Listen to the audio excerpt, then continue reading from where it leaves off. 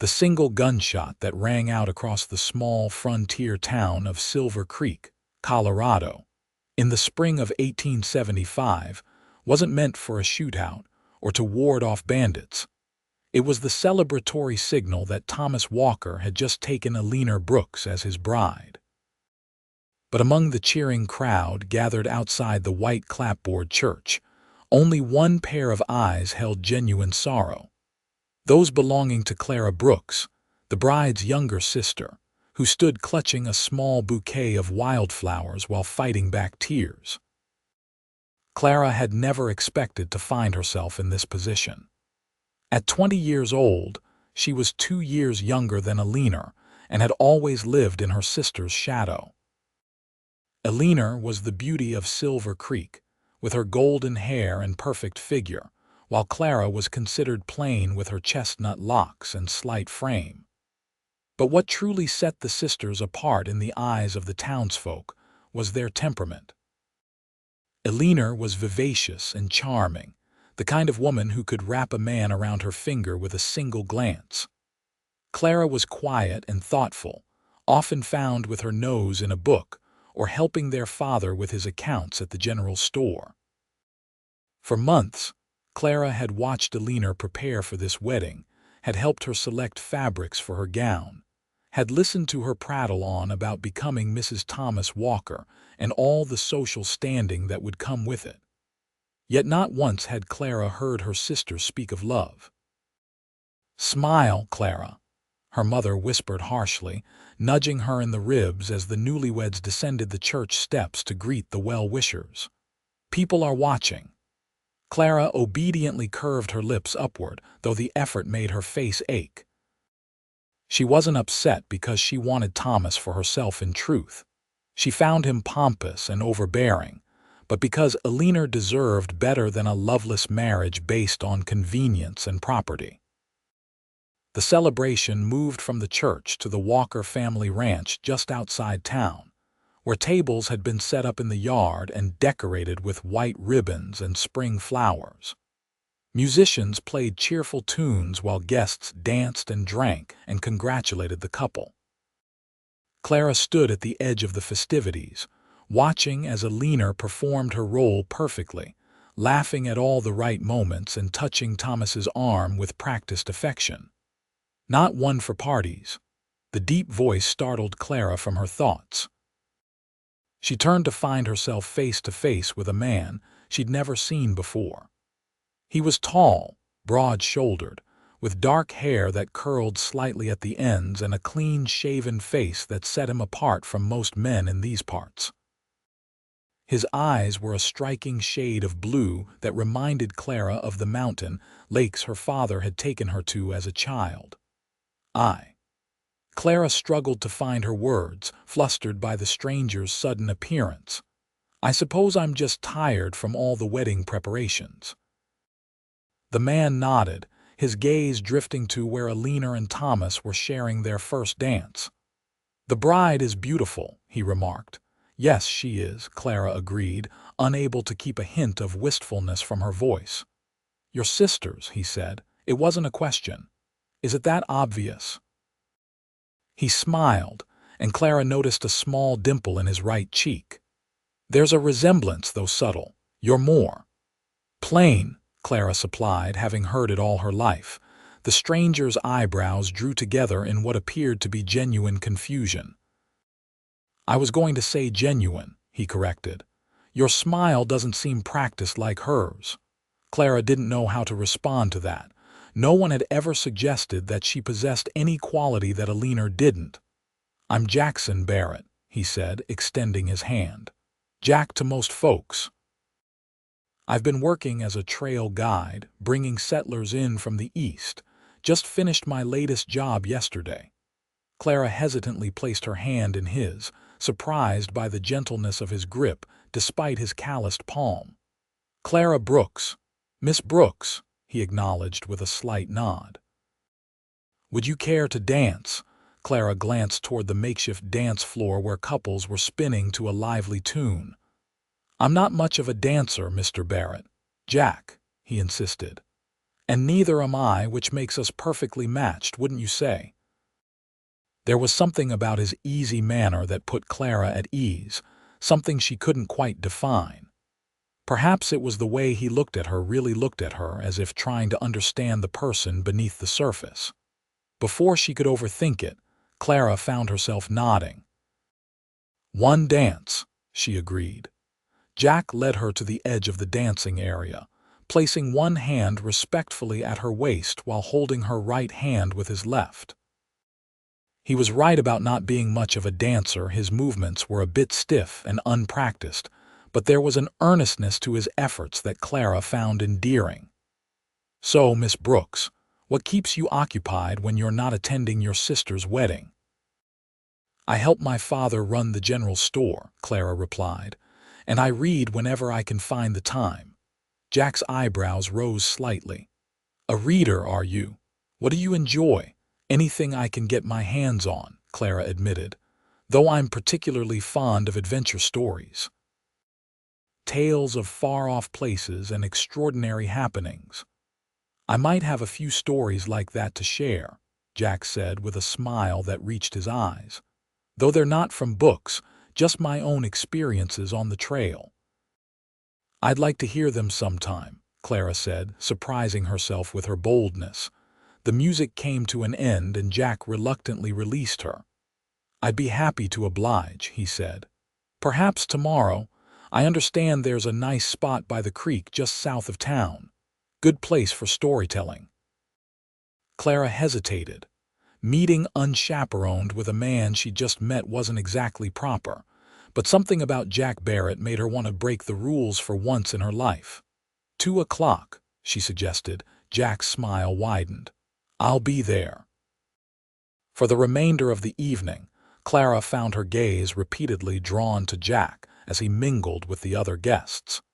He seemed to know a few of the ranchers, engaging them in conversation with that same easy manner he'd shown her. Occasionally, he would catch her looking and offer a small smile that sent an unexpected warmth through her chest. When it came time for Eleanor and Thomas to depart for their new home, Clara joined the line of well-wishers. Eleanor, radiant in her wedding gown, hugged Clara tightly. "Be happy for me, little sister," she whispered. "I am," Clara lied, returning the embrace. "I wish you every happiness." As the newlyweds drove away in Thomas's carriage, Clara felt a presence beside her. Jack stood there, watching the departing couple with an unreadable expression. "Strange thing, marriage," he commented. "Some folks do it for love, others for convenience. Hard to tell which is which sometimes." Clara glanced at him, wondering if he'd somehow read her earlier thoughts about Eleanor's motivations. "And what about you, Mr. Barrett? Which would you choose?" Jack turned to her, his blue eyes serious. "I've seen enough of the world to know that life's too short and too hard to spend it with someone you don't love with your whole heart." The conviction in his voice sent a shiver down Clara's spine.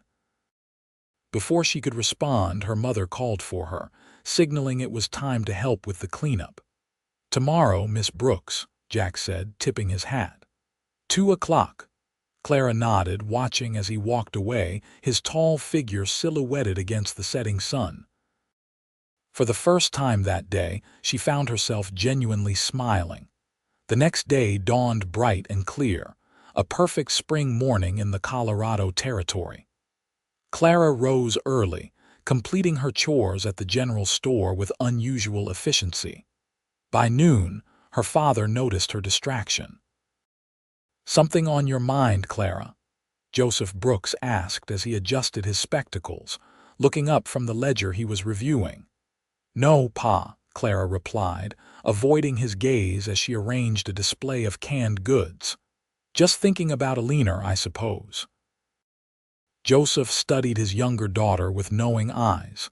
He was a perceptive man, quiet like Clara, and had always understood her better than her mother did. "Met someone at the wedding, did you?" he asked casually. Clara's hand stilled. "What makes you say that?" "You've checked the clock 12 times in the past hour," he said with a gentle smile. And you're wearing your good dress on a regular workday. Clara felt heat rise to her cheeks. The blue calico dress she'd put on that morning was indeed her second best, usually reserved for Sundays or special occasions. "He's just passing through town," she said, deciding honesty was the best approach with her father. "A trail guide named Jackson Barrett. We're meeting to talk, that's all." Joseph considered this for a moment. "Barrett? I believe I've heard that name. Seems to have a good reputation among the settlers he's guided. Honest fellow, from what I gather." Clara felt a small surge of relief. Her father's approval meant a great deal to her. "Just be careful with your heart, Clara," Joseph added softly. "And be home before dark."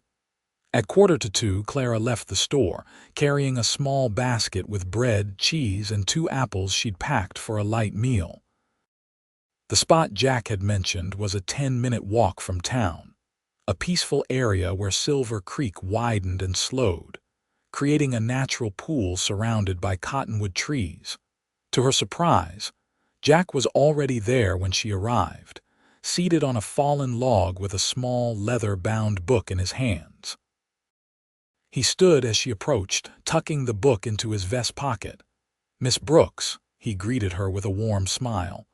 "I was beginning to worry you might have changed your mind." "I'm early," Clara pointed out, returning his smile. "So am I," Jack admitted. "Guess I was looking forward to our meeting." He took the basket from her and offered his arm, leading her to a grassy spot by the water's edge where he'd laid out a blanket. The gesture was so thoughtful it momentarily left Clara speechless. "I hope this is suitable," Jack said, suddenly seeming a bit uncertain.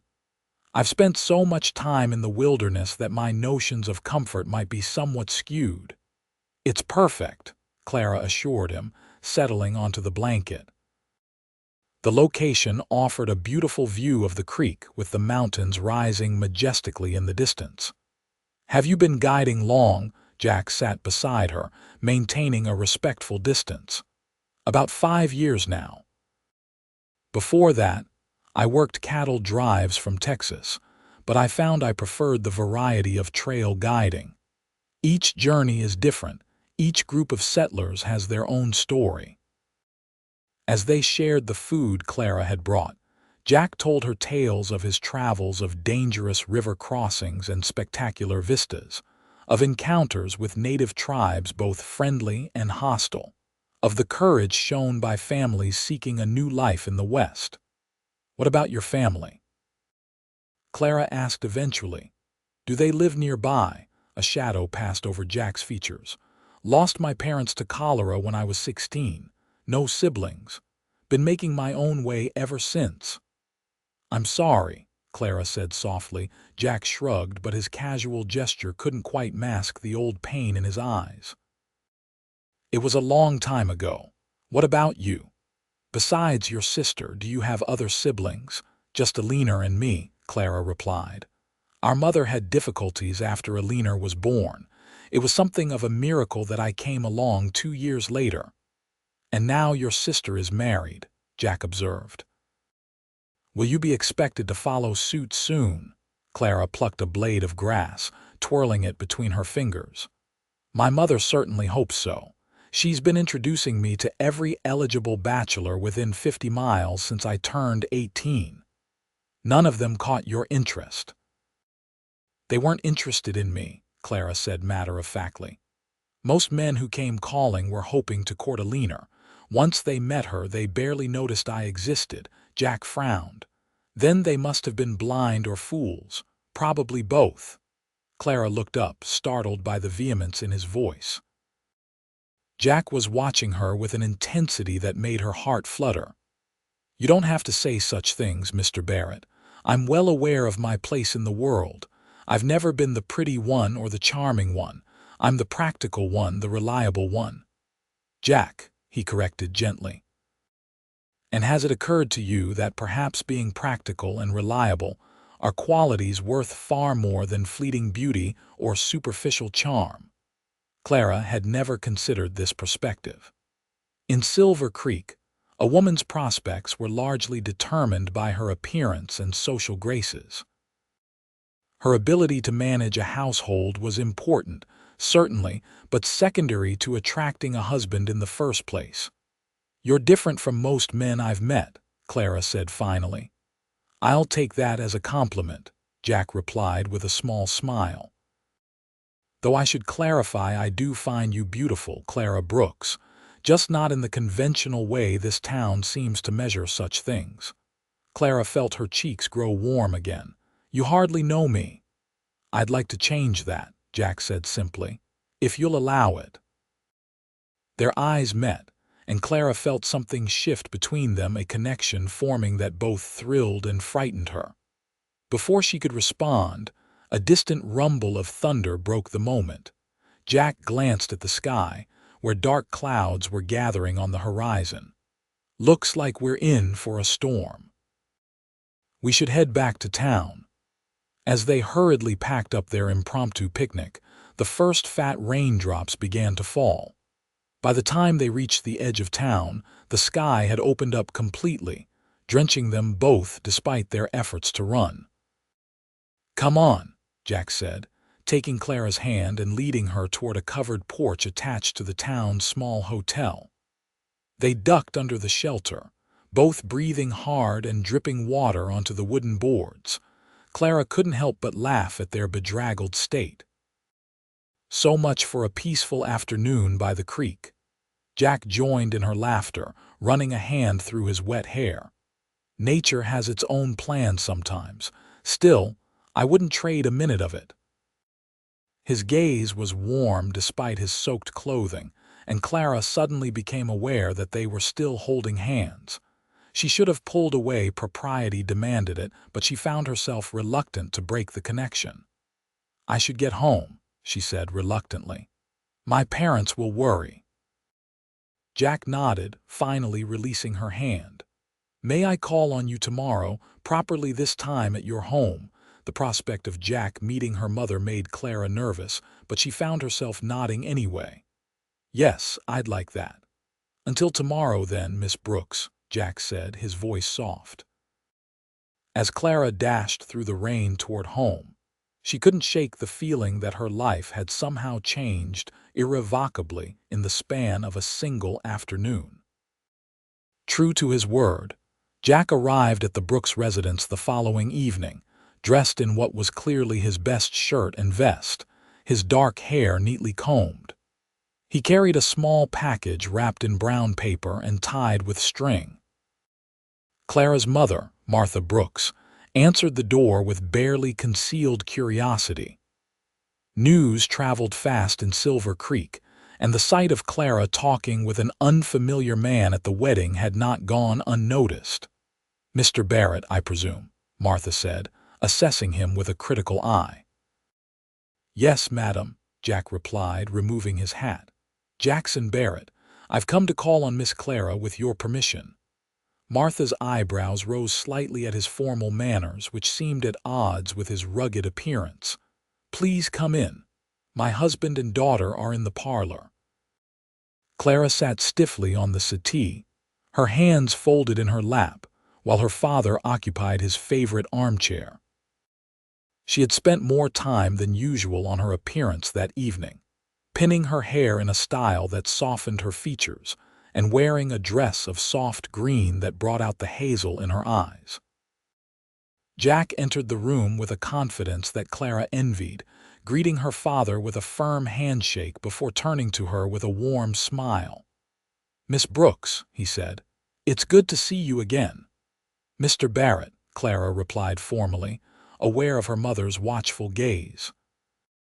Jack took the chair opposite Joseph Brooks, placing his hat on his knee.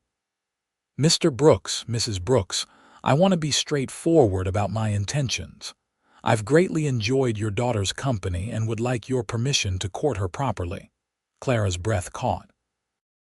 They had spent only a few hours together, and already he was speaking of courtship. It seemed impossibly fast, yet something about it felt right in a way she couldn't explain. Joseph studied the younger man thoughtfully. "You're a trail guide, I understand." Not exactly a settled profession for a family man. You're right, sir, Jack acknowledged. But I've been saving to change that. I've put down a deposit on a parcel of land about 20 miles west of here. Good grazing country. My plan is to start a modest horse breeding operation. I have some experience with horses from my cattle drive days. 20 miles is quite a distance, Martha observed, her tone making it clear she didn't consider this a point in Jack's favor. The railroad's expanding in that direction, Jack replied. Within a year or two, it'll be an easy journey to town, and the land there is still affordable for a man starting out. Joseph nodded slowly. How long do you plan to stay in Silver Creek this time? I've turned down my next guiding job, Jack said, glancing at Clara. I'll be here at least through the summer, getting my land ready. After that, well, that depends on several factors. The implication was clear, and Clara felt her heart racing at the thought that she might be one of those factors. I see no harm in allowing Mr. Barrett to call on Clara, Joseph said finally, provided they're properly chaperoned, of course. Martha looked less convinced but nodded her agreement. Clara is of age to make her own decisions in such matters. Jack's relief was visible. Thank you both. He turned to Clara, extending the package he'd brought. I have something for you, Miss Brooks, a token of my esteem. Clara accepted the package, carefully untying the string. Inside was the leather-bound book she'd seen Jack reading by the creek.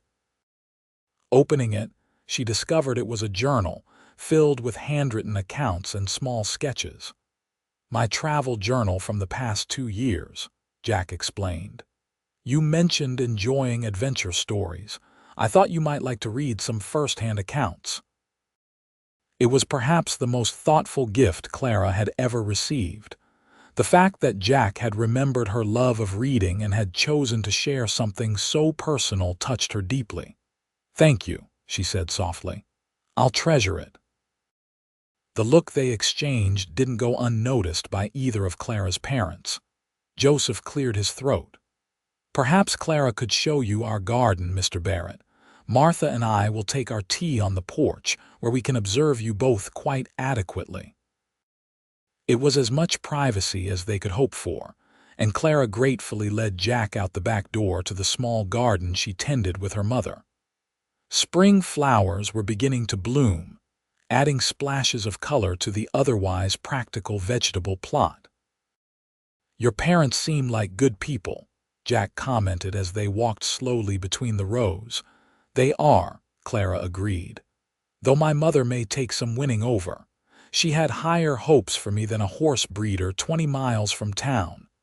Jack's expression grew serious. Is that how you feel as well? That you'd be settling for less than you deserve? Clara stopped walking, turning to face him directly. Jack, I hardly know what to think. 2 days ago, we'd never even spoken. Now you're asking to court me, talking about land and horses and a future that seems to include me somehow. It's overwhelming. Too fast? He asked, concern evident in his blue eyes. Yes, Clara admitted, and yet strangely not fast enough. She blushed at her own boldness. I've never felt this way before, as if I've known someone much longer than I actually have. Jack's smile returned, relief washing over his features. I feel the same way. I can't explain it, Clara. I've met hundreds of people in my travels, but something about you. It's like finding something I didn't even know I was looking for. From the porch, Martha called out, reminding them to stay within sight. Jack offered Clara his arm, and they continued their slow circuit of the garden. Tell me about your land, Clara said. What made you choose that particular spot? Jack's face lit up as he described the property, a valley nestled between 2 gentle ridges, with a year-round stream running through it, and enough flat ground for a modest house and barn. He spoke of his plans for breeding sturdy, intelligent horses suited to the demanding conditions of the frontier, of the small herd he'd already begun to acquire, currently boarded at a ranch near Denver. "It sounds wonderful," Clara said when he'd finished. "A dream worth pursuing." "It is," Jack agreed. "But lately I've been thinking it would be a lonely dream to pursue alone." The implication hung in the air between them, neither quite ready to address it directly. Instead, they talked of smaller things, books they'd read, places they'd been, hopes for the future that carefully skirted around the growing attraction between them. When it was time for Jack to leave, he formally thanked Clara's parents for their hospitality and asked permission to call again the following day. Joseph granted it readily, while Martha gave a somewhat more reserved approval. At the door, Jack took Clara's hand briefly in his. "Until tomorrow, Miss Brooks." "Until tomorrow, Mr. Barrett," she replied, reluctantly releasing his hand. As she watched him walk down the street toward the hotel where he was staying, Clara was struck by the strange certainty that her life would never be the same. Over the next few weeks, Jack became a regular visitor at the Brooks household. He would call on Clara in the evenings, sometimes taking her for walks through town under Martha's watchful eye, other times simply sitting in the parlor sharing stories and getting to know one another.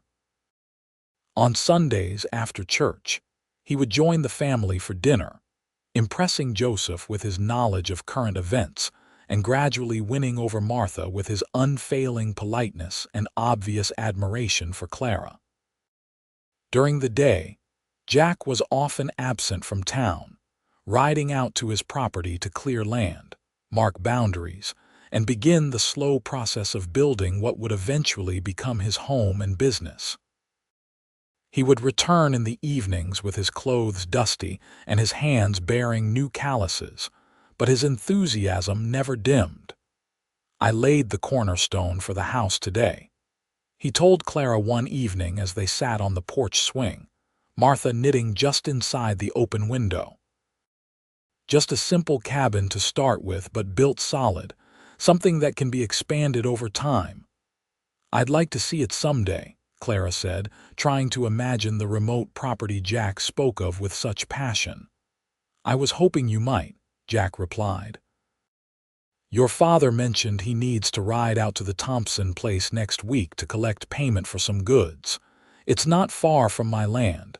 Perhaps you could accompany him, and I could meet you there to show you the property." Clara brightened at the prospect. "I'll ask him." I'm sure he wouldn't mind the company on the ride.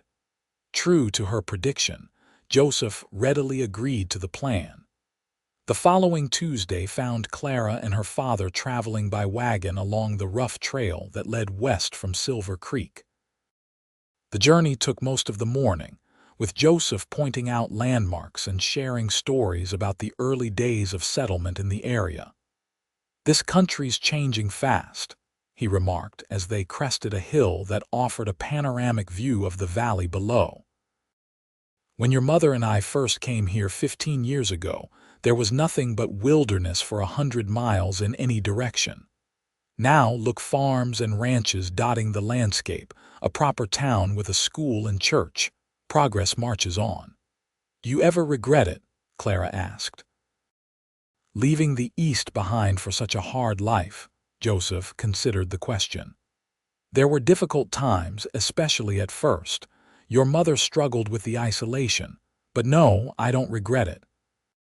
There's something about building something from nothing, about seeing the fruits of your own labor grow and thrive. That's a satisfaction you can't get any other way." They reached the Thompson ranch by midday.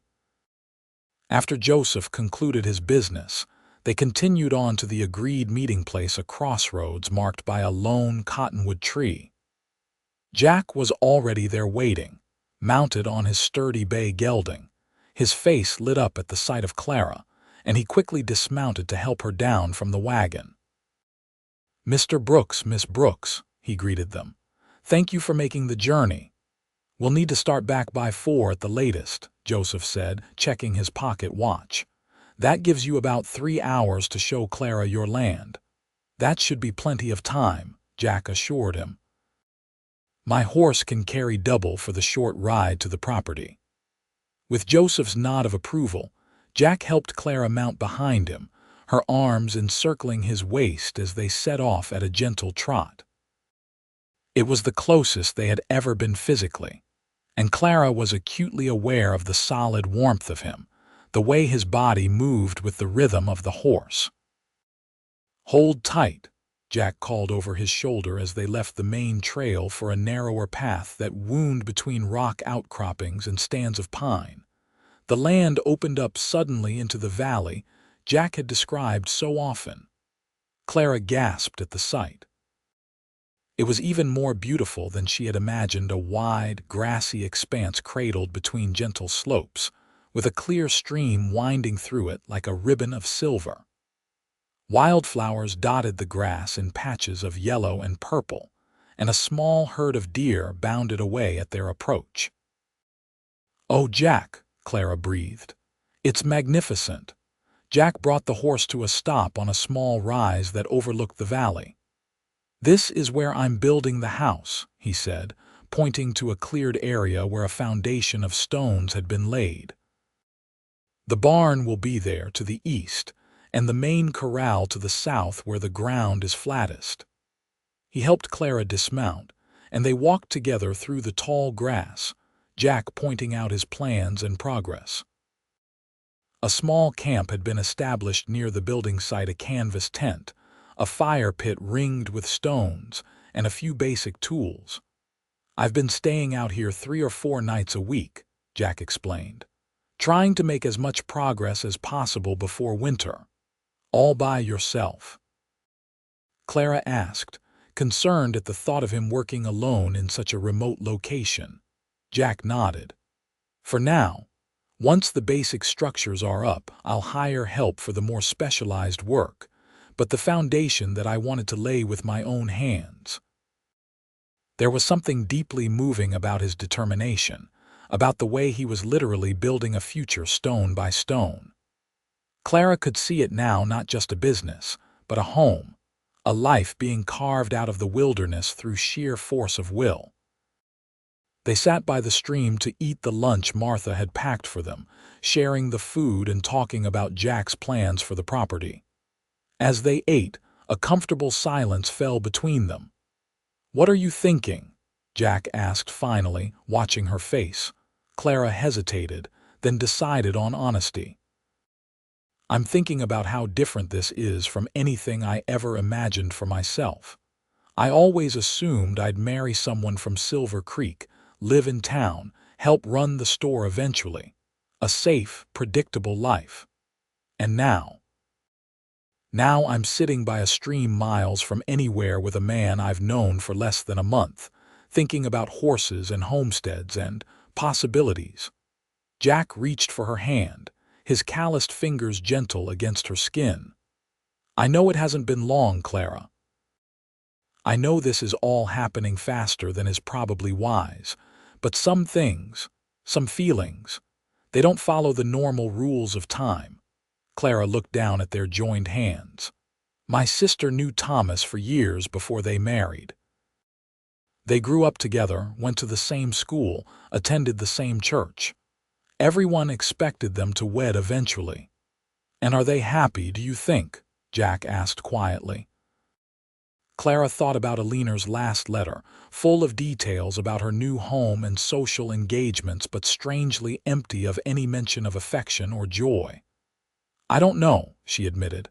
"I think they're content." "Is that enough for you? Contentment?" Clara raised her eyes to meet his. "No," she said simply. "It isn't." Jack's expression softened. "It isn't enough for me either."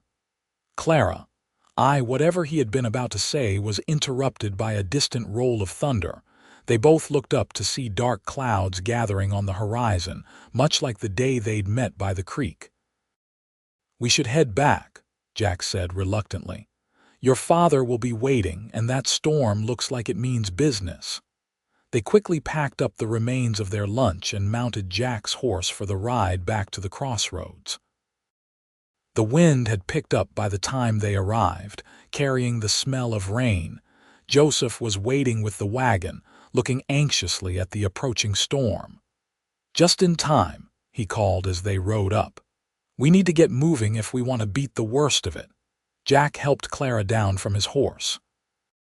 "Thank you for coming," he said, his voice low enough that only she could hear.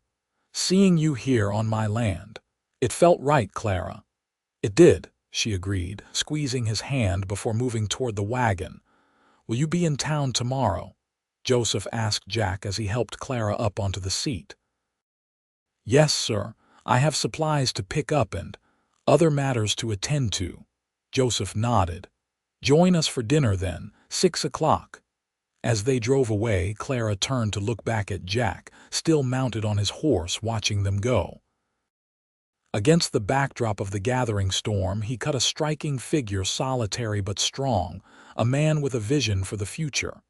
"He's a good man," Joseph said, following her gaze. "Determined, hard-working." "Yes," Clara agreed softly. "He is." They managed to stay ahead of the worst of the storm, reaching Silver Creek just as the first heavy raindrops began to fall. As they hurried from the wagon into the house, Martha met them at the door with worried expressions. "Thank goodness you're back," she said, ushering them inside. "This storm looks like it could be a bad one." Throughout the evening, as rain lashed against the windows and thunder rolled across the valley, Clara found her thoughts turning to Jack out at his homestead. Was he safe in his tent? Had he made it back to the shelter of the trees before the storm hit? She slept fitfully that night, waking at every crack of thunder. By morning, the storm had passed, leaving behind a washed, clean world and a brilliant blue sky. Clara went through her morning chores mechanically, her mind still on Jack and the conversation they'd had by the stream. At the store, she was distracted, twice giving incorrect change and misplacing an order for Mrs. Henderson's flour. Joseph watched her with knowing eyes but made no comment, simply correcting her mistakes with gentle patience. By mid-afternoon, Clara was organizing a new shipment of fabric when the bell above the door jingled. She looked up to see Jack entering, his clothing still showing signs of the previous night's journey but his face freshly shaved and his hair neatly combed. "Mr. Barrett," Joseph greeted him from behind the counter. "Good to see you made it through the storm in one piece." "It was a rough night," Jack admitted, "but the tent held, thankfully." His eyes found Clara's across the store, and the warmth in his gaze made her heart skip. She returned to her task, suddenly self-conscious of her work apron and the loose strands of hair that had escaped her pins. Jack approached the counter, speaking to Joseph in a low voice that Clara couldn't quite make out. Her father nodded several times, his expression serious but not displeased. After a few minutes, Jack tipped his hat to them both and left the store. "What was that about?" Clara asked, unable to contain her curiosity. Joseph smiled cryptically. "Just some business between Mr. Barrett and myself. Nothing for you to worry about." The remainder of the afternoon passed with excruciating slowness. When Clara was finally released to go home and prepare for dinner, she hurried to her room to change into her best everyday dress, a blue cotton with white piping that Eleanor had always said brought out the color in her cheeks. Martha watched her daughter's preparations with a knowing eye. "You've grown quite fond of Mr. Barrett," she observed as Clara pinned her hair into a more becoming style than her usual practical bun. "Yes, I have," Clara admitted, meeting her mother's gaze in the mirror. Martha sighed, sitting on the edge of Clara's bed. "It's all happening very quickly, Clara. Are you certain of your feelings, of his?" Clara turned to face her mother directly. "I know it seems fast, Mother, but when I'm with Jack, everything feels right, as if I've found a piece of myself I didn't know was missing." "And what of his plans?" "That remote property, the uncertain business. Are you prepared for that kind of life? The isolation, the hard work, the distance from your family and everything familiar. These were questions Clara had asked herself repeatedly over the past weeks. "I think I am," she said slowly. "The land is beautiful, Mother, and Jack has such clear vision for what it could become. As for the isolation, well, the railroad will reach that area eventually, and it's not so very far, really." Martha studied her daughter's face. "You've always been the sensible one, Clara. The one I never had to worry about. I suppose I should trust your judgment now, even if it takes you away from us." "Nothing's been decided yet," Clara reminded her, though her heart raced at the implication of her mother's words. "Hasn't it?" Martha asked with a small, sad smile. She stood, smoothing her skirt.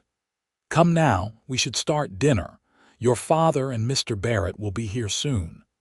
Jack arrived precisely at 6, carrying a small bouquet of wildflowers similar to those that had been growing in his valley. He presented them to Martha with a courtly bow that actually drew a genuine smile from Clara's mother. Throughout dinner, Jack was at his most charming, regaling them with tales of his adventures that made even Martha laugh. He asked Joseph thoughtful questions about the store and the town's development, showing a keen interest in the older man's perspective on business matters. After the meal, when Martha suggested Clara show Jack the new roses she'd planted at the side of the house, Joseph merely nodded his approval. It was the first time they had been allowed even this much privacy, and Clara sensed that her parents had come to some understanding about Jack's intentions. In the gathering dusk, the roses were just visible as pale shapes against the darker foliage. Jack stopped to admire them, but Clara could tell his mind was elsewhere. "You're unusually quiet tonight," she observed. Jack turned to her, his expression serious. "I spoke with your father today, Clara, about us." Clara's breath caught. "What did he say?" "He said I should talk to you directly." Jack took both her hands in his. "Clara Brooks, I know we've known each other for only a short time, but I've never been more certain of anything in my life. I love you. I want to share my life, my land, my dreams with you. Will you marry me?" Though she had begun to suspect this was coming, the reality of it, Jack standing before her in the twilight, his hands warm around hers, his eyes filled with hope and love, overwhelmed Clara. For a moment, she couldn't speak. "I know it's sudden," Jack continued, misinterpreting her silence. "If you need time to consider—" "Yes," Clara interrupted, finding her voice at last. "Yes, Jack, I'll marry you." The joy that spread across his face was like sunrise breaking over the mountains. He pulled her gently into his arms, holding her close as if she were something infinitely precious. "I promise to make you happy, Clara," he whispered against her hair. "To build a life worthy of your trust in me."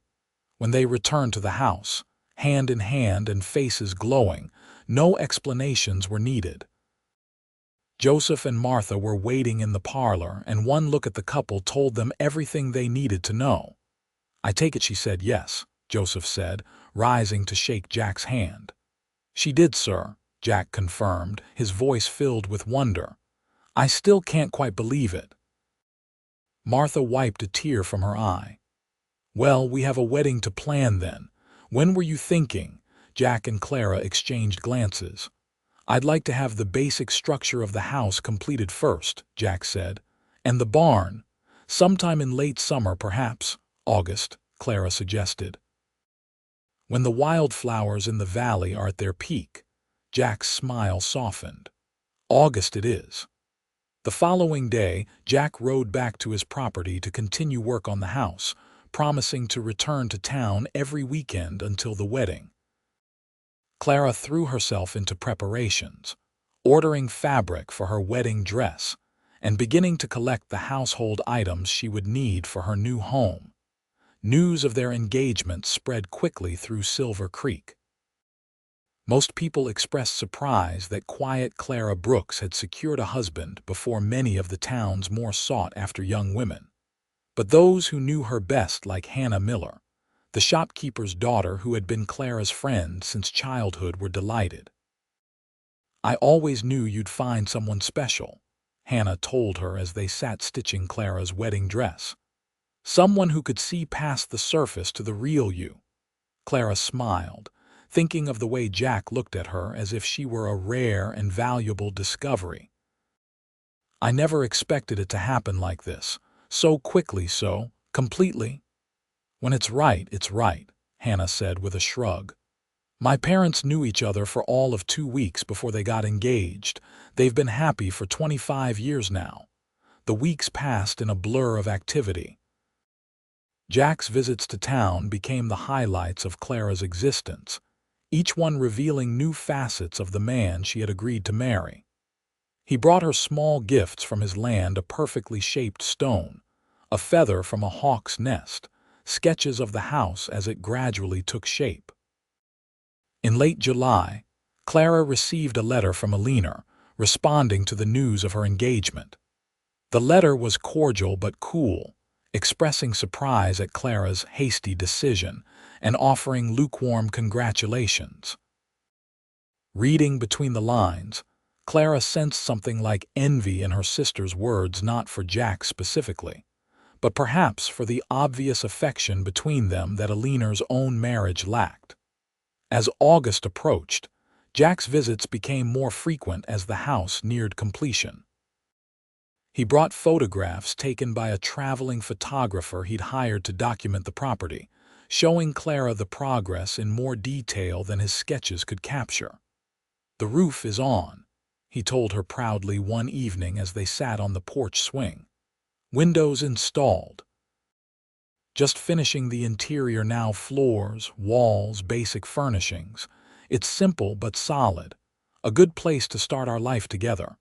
"It looks perfect," Clara said, studying the photographs. "When can I see it again?" "I was thinking we might ride out there next week," Jack suggested. "Your father mentioned he could spare you from the store for a few days. We could take Hannah as a chaperone, maybe stay with the Thompsons overnight so you'd have more time to get acquainted with the property." Clara's excitement at the prospect was tempered only by the realization that in less than a month, she would be leaving her family home for good. The thought was both thrilling and terrifying. The journey to Jack's land the following week was far more pleasant than Clara's previous visit. The summer weather was perfect, and traveling with Hannah made the long ride enjoyable rather than tedious. Jack rode alongside the wagon Joseph had lent them, pointing out landmarks and sharing stories about the area. When they crested the final rise and the valley came into view, Clara felt a surge of emotion. The transformation from her last visit was remarkable. Where there had been only a stone foundation and a tent, now stood a proper cabin, small but sturdy, with a wide porch facing the stream and smoke rising from the stone chimney. Next to it, a barn was under construction, its framework complete but the siding still going up. A corral had been built, though it stood empty for now. Near the stream, a vegetable garden had been started, the rows neat and green in the summer sun. "Jack," Clara breathed, "it's wonderful."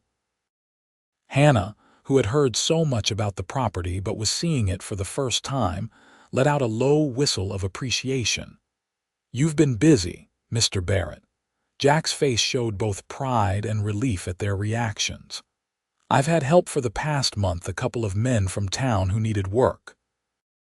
But yes, it's coming along. Come, let me show you the house." The interior of the cabin was simple but thoughtfully designed. A large main room served as both kitchen and living area with a stone fireplace at one end. 2 doors led off this central space, one to what would be their bedroom, the other to a smaller room that Jack described as "for guests now, children later," causing Clara to blush furiously and Hannah to stifle a giggle. The furniture was basic but well made: a table and chairs, a sofa covered in sturdy fabric, a rocking chair placed strategically by the largest window. The kitchen area had a proper stove, shelves for dishes, and a pump that Jack demonstrated brought water directly from the well he'd dug. "No more carrying buckets," he said proudly. "And I've ordered glass for the windows in town. It should be here before the wedding." Clara moved through the space slowly, trying to imagine herself living here, cooking in this kitchen, sitting by this fire in winter. It wasn't grand or luxurious, but it had been built with such care and attention to detail that it already felt like a home. "What do you think?" Jack asked, watching her anxiously. "I know it's not what you're used to. It's perfect," Clara interrupted, meaning it with all her heart. "Absolutely perfect." The relief on Jack's face was palpable. "There's more to show you outside. The garden, the spring house, the place I've marked for the apple trees I plan to plant next year." They spent the remainder of the day exploring the property, with Jack pointing out all his plans for expansion and improvement. By the time they headed to the Thompson Ranch for the night, Clara felt as if she could already see the future unfolding before her, a future far different from anything she had imagined for herself, but infinitely more exciting. The final weeks before the wedding passed in a whirlwind of activity. Clara's dress was completed, a simple but elegant gown of ivory silk with lace at the collar and cuffs. Martha, warming to the idea of the marriage now that she had seen Jack's progress on the homestead, helped Clara prepare her trousseau and pack the household goods she would take to her new home. Joseph spent long evenings with Jack, discussing business matters and offering advice on everything from crop rotation to financial management. Though he never said it directly, it was clear he had come to think of Jack as the son he'd never had. The day before the wedding, Eleanor arrived from Denver with Thomas in tow. The reunion between the sisters was slightly strained at first, with Eleanor clearly surprised by the changes in her younger sister. "You look different," she said as they sat in Clara's room, surrounded by packed trunks and boxes. "More confident somehow." "I feel different," Clara admitted. "Happy, certain." Eleanor's perfect features showed a flicker of something like wistfulness. "I never would have imagined you'd be the one to marry for love." "Didn't you?" Clara asked gently. Eleanor looked away. "Thomas is a good husband. He provides well, and we have a fine house in Denver. Many women would envy my position. But do you love him?" "I'm fond of him," Eleanor said after a pause. "That's enough, isn't it? We're compatible. We want the same things in life." Clara thought of Jack, of the way her heart raced when he entered a room, of their shared dreams and plans, of the deep understanding that had grown between them in such a short time. "I hope it's enough for you," she said softly. "I truly do." The wedding day dawned clear and bright, as if nature itself were blessing the union. The ceremony was held in the same church where Eleanor had married Thomas, but the similarities ended there. Where Eleanor's wedding had been a grand social event with imported flowers and elaborate decorations, Clara's was simple and intimate, with wildflowers from Jack's Valley adorning the altar and pews. Clara stood in the small anteroom of the church, her father beside her, waiting for the signal to begin the procession. Her dress, though not as elaborate as Eleanor's had been, fit her perfectly, enhancing her natural grace in a way that made Joseph's eyes mist with pride. "You look beautiful, daughter," he said, his voice rough with emotion. "Thank you, Pa," Clara replied, adjusting her simple veil. "Are you sure you're ready to give me away? It's so far from town." Joseph squeezed her hand. A father is never ready to give his daughter away, no matter if it's to the next street or the next territory. But knowing you'll be with a man who truly loves you, that makes it easier. The music began, Hannah's younger sister playing the church organ, and the doors opened. Clara took a deep breath and stepped forward on her father's arm. The church was filled with familiar faces, townsfolk who had known Clara all her life, neighbors, friends. But Clara saw only Jack, standing at the altar in a new black suit, his face alight with love and wonder as he watched her approach. The ceremony itself passed in a blur. Clara was aware of the minister's words, of the responses she and Jack made, of the cool weight of the gold band Jack placed on her finger. But mostly she was aware of Jack himself, the steadiness of his hands holding hers, the depth of emotion in his eyes as he spoke his vows, the gentle firmness of his kiss when they were pronounced husband and wife. The celebration afterward was held in the town square, with tables set up under the cottonwood trees and lanterns strung overhead. There was dancing and laughter, good food and better company. Clara found herself passed from partner to partner for the traditional dances, but her eyes kept finding Jack across the square, as if drawn by an invisible thread. During a brief moment alone, as the celebration continued around them, Jack pulled Clara aside to the relative privacy of the church steps. "Mrs. Barrett," he said, the name still new and wonderful on his lips. "Are you happy?" Clara reached up to touch his face, marveling that this man was now her husband. "Happier than I ever imagined possible." Jack covered her hand with his own. "I was thinking about the day we met, at your sister's wedding. How I walked into that church not knowing my life was about to change forever."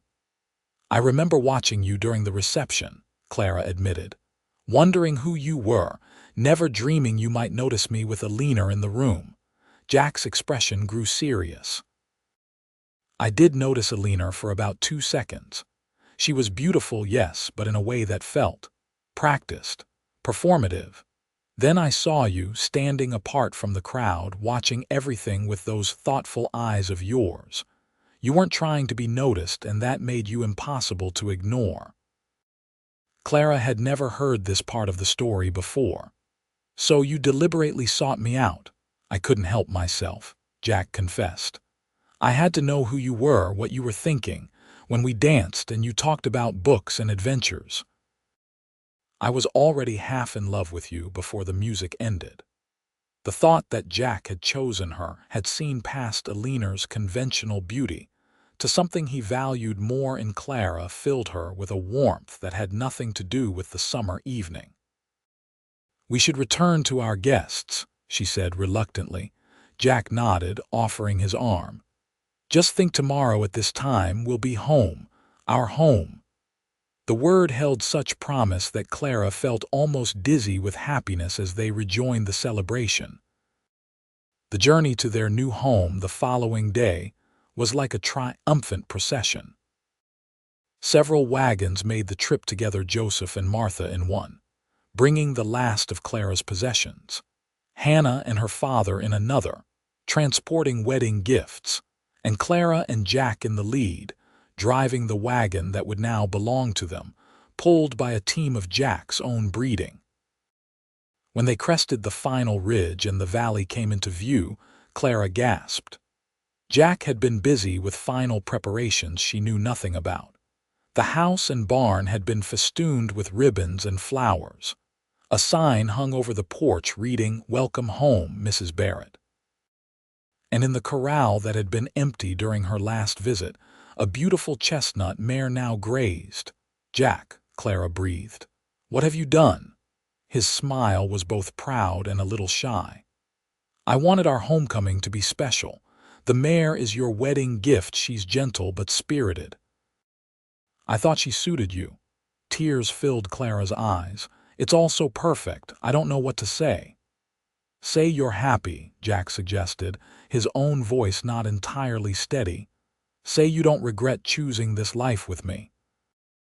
Clara turned to him, not caring that their families were approaching in the wagons behind them. "I will never regret choosing you, Jackson Barrett, not for a single day of my life." Their first evening as husband and wife in their new home was spent showing Martha and Joseph, and Hannah and her father, all the improvements Jack had made since their last visit. The guests would stay the night before returning to Silver Creek the next day. making use of the spare room and the new addition to the barn Jack had built specifically for visitors. After a meal prepared jointly by Martha and Clara in the new kitchen, they sat on the porch watching the sunset paint the valley in shades of gold and purple. Joseph and Jack discussed plans for expanding the corral, while Martha knitted and Hannah played softly on the guitar she'd brought as a wedding gift. Clara, sitting beside Jack on the porch steps, felt a profound sense of rightness settle over her. This was where she belonged in this valley, in this home, with this man. The journey that had begun at Eleanor's wedding had led her to a happiness she had never dared to imagine for herself. Later, after their guests had retired and they were finally alone, Jack took Clara's hand and led her to their bedroom. A lamp burned low on the bedside table, casting a warm glow over the simple but comfortable furnishings, a bed covered with a quilt Martha had made as a wedding gift, a chest of drawers Jack had built himself, a small bookshelf already filled with Clara's favorite volumes. "Welcome home, Mrs. Barrett," Jack said softly, drawing her into his arms. Clara looked up at him, this man who had seen her when no one else did, who had chosen her and built this life for them with his own hands.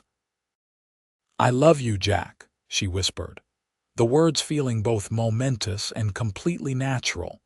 His kiss was tender at first, then deepening with a passion that sent warmth spreading through her entire body. As they came together as husband and wife for the first time, Clara knew with absolute certainty that this was what love was meant to be, not a safe, predictable arrangement like Eleanor's marriage, but a profound connection of hearts and minds and bodies that made them truly one. In the years that followed, the Barrett homestead flourished.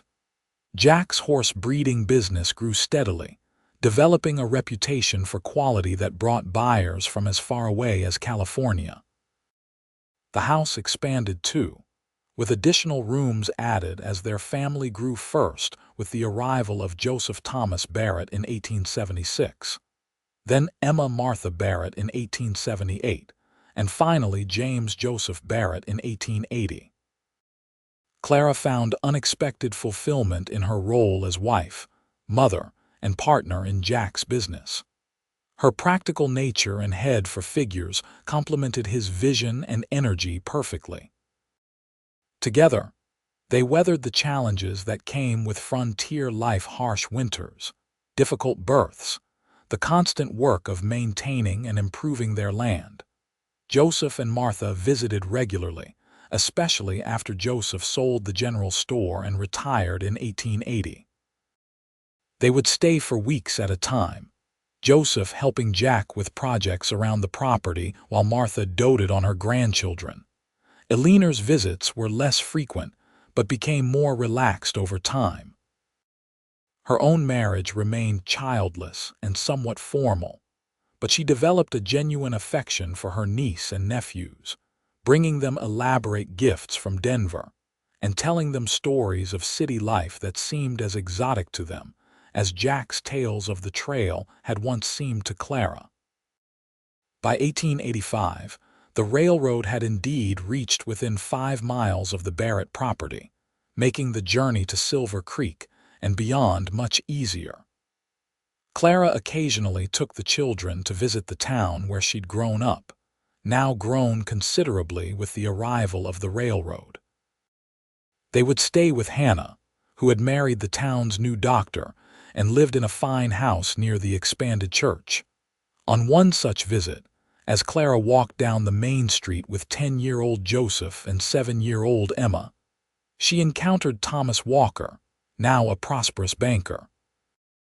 Eleanor was in Denver, he explained, overseeing renovations to their home.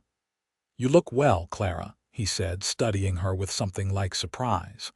"Country life seems to agree with you." Clara smiled, thinking of the home and family waiting for her return.